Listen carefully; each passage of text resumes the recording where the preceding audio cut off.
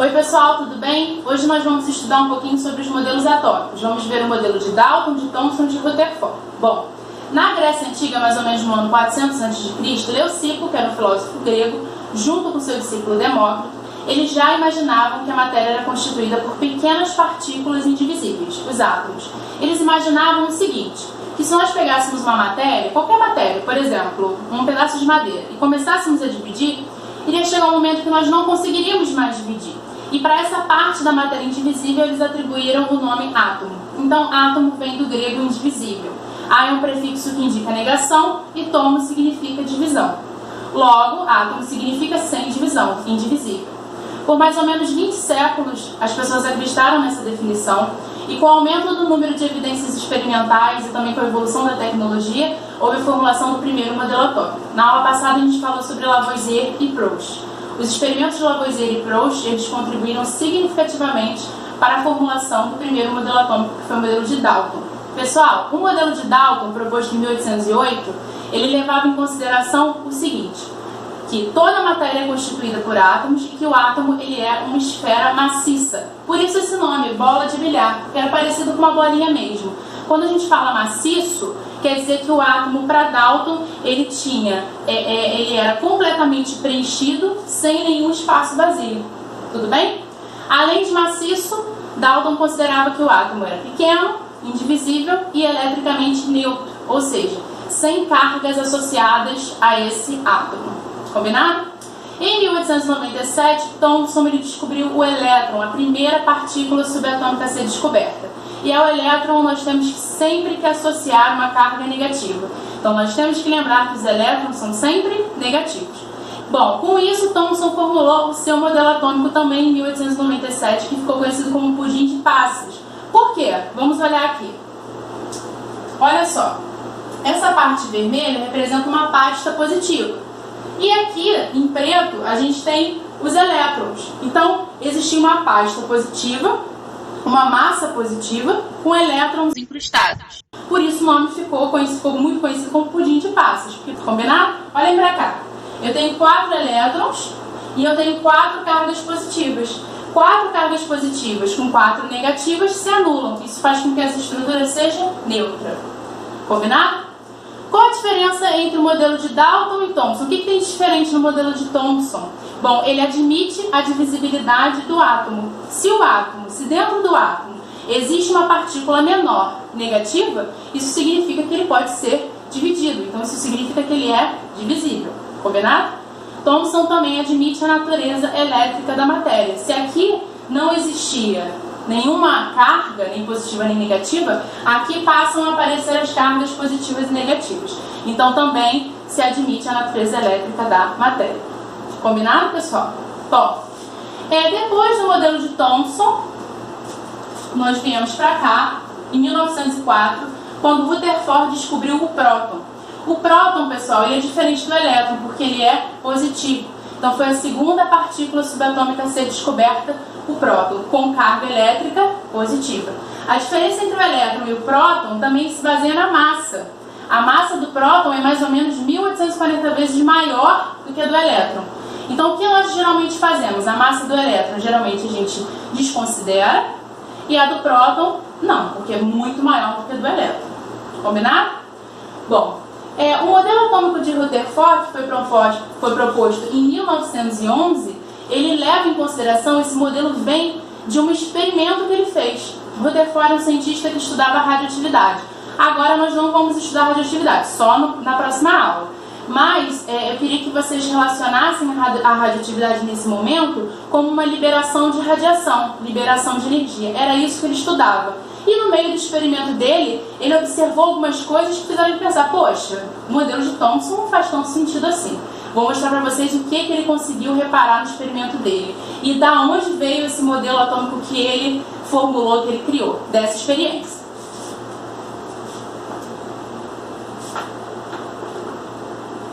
Pessoal, a experiência dele foi o seguinte, ele pegou um bloco de chumbo e colocou um elemento radioativo no meio. Esse elemento radioativo era o polônio.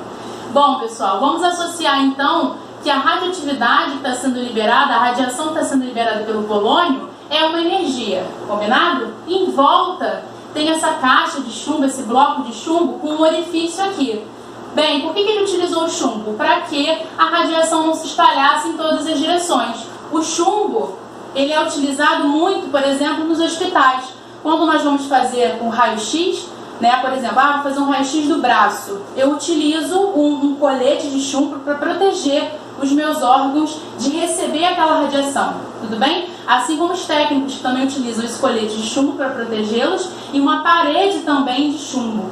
Então esse chumbo aqui serve para que essa radiação não se espalhe em todas as direções e só saia pelo orifício, combinado? Bom, naquela época eles já sabiam que o polônio liberava radiação e a radiação que o polônio libera é a alfa, partículas alfa, radiação alfa, tudo bem? E já era conhecido também que essa partícula alfa tinha uma natureza elétrica positiva. Então vamos analisar. Ele botou aqui então polônio, aqui na frente colocou uma lâmina de ouro bem fina e em volta dessa estrutura toda um filme fotográfico composto de sulfeto de zinco, combinado? Pessoal, a radiação, o que ele foi percebendo? Que a radiação, essa radiação positiva, passava pela lâmina e a maior parte dessa radiação, ou seja, a maior parte das partículas alfa, passavam direto por essa lâmina e marcavam aqui no final, ficavam uns pontinhos nesse filme. E ele percebeu que ficaram vários pontinhos imediatamente atrás da lâmina, sem sofrer nenhum desvio. Então isso comprovou que a maior parte das partículas alfa estavam passando por essa lâmina sem sofrer nenhum desvio. E aí, pessoal, ele chegou à conclusão de que o modelo de Thomson não fazia tanto sentido. Por quê? Imaginem o modelo de Thomson, um átomo como sendo aquela pasta positiva. Bom, a gente sabe que cargas de sinais iguais se repelem e cargas de sinais opostos se atraem. Então, se aqui existissem átomos, como Thomson havia pensado, com essa pasta positiva, essa partícula positiva, quando encontrasse essa massa positiva, ela ia ser imediatamente repelida. Então, se fosse como Thomson havia falado, as partículas iriam bater e voltar, bater e voltar, bater e voltar. E não foi isso que aconteceu. A maioria das partículas passou direto, tudo bem? E aí ele chegou à conclusão seguinte: poxa, essas partículas não estão sendo repelidas, não estão sendo atraídas, estão passando indiferentes, totalmente reto. Então isso significa que o átomo ele é cheio de espaços vazios. Então ele chegou a essa primeira conclusão: o átomo não é como Thomson havia falado, o átomo ele é cheio de espaços vazios. Outra conclusão que ele tirou: olha, algumas partículas elas passavam pela lâmina e eram desviadas, passavam pela lâmina e eram desviadas. Por que elas estavam sendo desviadas então? Porque elas estavam passando perto de alguma região que tinha prótons. Ele já sabia, ele tinha descoberto os prótons, então ele já sabia que existiam os prótons. Então ele imaginou o seguinte: essas que estão sendo desviadas estão passando perto dos prótons, estão passando perto de uma região que tem prótons, porque os prótons são positivos. E se os prótons são positivos e as partículas alfa também, elas vão ser então repelidas, desviadas. Tudo bem? E a última conclusão que ele tirou foi o seguinte: um número bem pequeno de partículas batiam na lâmina e eram imediatamente desviadas, batiam e voltavam, como foi essa aqui que eu coloquei, ó, bateu, voltou e marcou aqui no filme. Então ele chegou à conclusão seguinte: poxa, esse número muito pequeno de partículas bateu e voltou, significa que essa partícula bateu exatamente na região que tem os prótons, ou seja, exatamente na região que tem a carga positiva. Por isso que ela bateu e imediatamente foi repelida, porque ela bateu bem naquela região. E como foi um número muito pequeno de partículas que bateu e voltou, ele chegou à conclusão de que a região que os prótons se encontram é muito pequena, porque a probabilidade de se encontrar, de bater nessa região foi muito pequena. E aí, pessoal, com isso, ele chegou à conclusão de que o átomo é cheio de espaços vazios e que existe uma região muito pequena, densa e positiva, onde ficam os prótons, tudo bem? E essa região ele denominou núcleo. Então, pessoal, seria mais ou menos assim, olha. Aqui eu desenhei os átomos de ouro. A maioria das partículas alfa passando direto porque passava justamente nesses espaços vazios. As poucas partículas desviadas estavam sendo desviadas porque passavam perto do núcleo, que são esses pontinhos azuis. E uma quantidade muito pequena de partículas batia e voltava porque encontrava com esse núcleo. E era muito difícil encontrar com esse núcleo. Por isso, justamente, poucas partículas bateram e voltaram. Então, pessoal, com isso, podemos enxergar o seguinte, que o modelo atômico de Rutherford, ele parecia um sistema solar. É um modelo que a gente chama de modelo planetário, porque para ele existia um núcleo muito pequeno, denso e positivo, onde existiam os prótons aqui, e em volta desse núcleo, ele imaginou que os elétrons estivessem em órbitas circulares. Os elétrons estariam girando em torno do núcleo, tudo bem? Nessas órbitas. E aí realmente parece um sistema solar, tudo bem? O Sol aqui no meio e os planetas girando em volta. Combinado? Pessoal, esse átomo continua sendo neutro, porque nós temos aqui 4 elétrons representados pela corzinha vermelha, e aqui no núcleo eu também coloquei para vocês um núcleo com 4 prótons. Então 4 cargas positivas com 4 negativas, esse átomo também seria neutro. Tudo bem, pessoal? Bom, essa região aqui que os elétrons se encontram, né, circulando ao redor do núcleo, foi chamada de eletrosfera. E esse foi o modelo de Rutherford. Combinado? Ele foi proposto em 1911. Existia um problema nesse modelo. O que acontece? Como que vocês imaginam que num lugar pequeno, confinado, existam vários prótons que têm cargas positivas um próximo do outro? O que vocês imaginam que vai acontecer? Bom, prótons, que são positivos, têm a mesma carga, vão se repelir.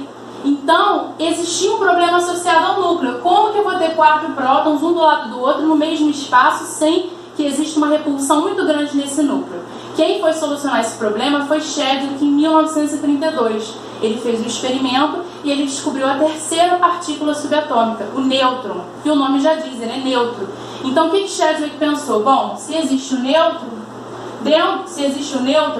dentro desse núcleo aqui, ó, além dos prótons, também estão os nêutrons. Então, os nêutrons eles servem justamente para separar os prótons, para diminuir a repulsão dentro do núcleo. Então, por exemplo, tem um próton aqui, eu sou um nêutron. Eu estou aqui, ó, separando eles para que eles não sofram essa repulsão e o núcleo não desmorone, não arrebente. Combinado? Bom, gente, depois do modelo de Rutherford, outros cientistas eles aperfeiçoaram esse modelo e acabaram criando novos modelos atômicos mais atuais, mais coerentes. Porém, hoje nós vamos focar realmente nesses 3. Combinado? Bom, aqui eu fiz um quadrinho para vocês, mostrando as principais partículas, próton, elétron e nêutron, e algumas informações. A carga relativa, a carga do próton, sempre nós vamos utilizar mais 1. Tudo bem? A carga relativa do elétron, sempre vamos utilizar menos 1. E o nêutron, que é neutro, vamos utilizar 0. A massa do próton, nós utilizamos o número 1 para representá-la. A massa do nêutron, 1 também, que a massa do próton e do nêutron elas são bem próximas. E a massa do elétron, nós podemos utilizar aproximadamente 0, ou seja, nós podemos desprezá-la, porque ela é 1840 vezes menor do que a massa do próton ou do nêutron. Combinado? Bom, para que a gente possa finalizar a aula, eu gostaria de mostrar para vocês algumas definições muito importantes que nós vamos utilizar. Número atômico e número de massa. Pessoal, o número atômico, ele é conhecido por essa letra Z, e ele é o número de prótons que existe no núcleo de um átomo. E o número atômico, pessoal, é muito importante que a gente lembre disso. O número atômico, ele define, ele é a identidade do elemento químico. Se vocês olharem na tabela, cada elemento químico tem um número atômico. O elemento químico hidrogênio, o número atômico é 1. O elemento químico carbono, o número atômico é 6. O elemento químico oxigênio, o número atômico é 8. E o número atômico, ele é o número de prótons que existem no núcleo. Então, qualquer átomo que tenha número atômico, ou seja, que tenha número de prótons 8, ele pertence ao elemento químico oxigênio. Qualquer átomo que possua 6 prótons, ou seja, que tenha número atômico 6, ele pertence ao elemento químico carbono. E assim por diante. Combinado? Então, ele é a identidade do elemento químico. Número de massa, pessoal. Esse número de massa ele é representado pela letra A. Como eu acabei de falar com vocês, quem tem massa que realmente nós podemos considerar dentro do átomo é o próton e o nêutron. Então acaba que o número de massa, ou seja, a massa do átomo, ela tem a contribuição dos prótons e dos nêutrons. A gente não tem a contribuição do elétron porque realmente a massa do elétron é muito pequena, então a gente desconsidera. Então a massa do átomo todo acaba sendo uma contribuição só da massa dos prótons com a massa dos nêutrons. Então número de massa é prótons mais nêutrons. Como próton e Z é a mesma coisa, então massa é Z mais N. Combinado? A representação que nós fazemos do átomo sempre é assim, ó. A gente coloca X como sendo um átomo qualquer e a massa sempre fica em cima, pessoal, e o número atômico sempre embaixo. A massa pode ficar em cima na direita e o número atômico embaixo na esquerda, ou a massa pode ficar em cima na esquerda e o número atômico embaixo na esquerda. Então existem essas duas formas de representar. Coloquei dois exemplos aqui, pessoal. O oxigênio e o bromo. Pessoal, vamos ver como é que vai ficar. Massa está sempre em cima. Então a massa do oxigênio o número de massa é 16. Combinado? O número atômico, que é o Z, o número de prótons, que é a mesma coisa, é o que está embaixo. Então é 8. Para que a gente possa descobrir o número de elétrons, é bem simples. Nós estamos considerando átomos neutros. Existem átomos que não são neutros, que é o que a gente chama de íons, mas agora a gente não vai ver isso. Então, por enquanto, nós estamos considerando átomos neutros. E para que esse átomo seja neutro, ele tem que ter o mesmo número de elétrons e o mesmo número de prótons, para que essas cargas possam se anular. Então, se ele tem 8 prótons, ele também tem 8 elétrons. Para que a gente possa descobrir o número de nêutrons, nós precisamos utilizar a fórmula. O número de massa é 16, o número de prótons é 8. Então, se a gente jogar o número 8 para esse lado, a gente descobre o número de nêutrons. 16 menos 8 dá 8. Tudo bem? Tanto que 8 nêutrons com 8 prótons dá 16, que é o número de massa. Para o caso do bromo, pessoal, aqui em cima, ó, sempre a massa, então a massa é 81. O número de prótons, que é igual ao número atômico, mesma coisa, é 35, que é o número aqui embaixo. O número de elétrons, ele é igual ao número de prótons, porque o átomo é neutro, então se tem 35 prótons, também tem 35 elétrons, combinado? E para descobrir o número de nêutrons, nós utilizamos a fórmula. Número de massa é 81, número de prótons é 35, então nós jogamos o 35 para o outro lado, e aí 81 menos 35 dá 46, então o número de nêutrons é 46. Né? Se nós somarmos 46 com 35, dá justamente 81. Combinado? Espero que vocês tenham gostado. Um beijo!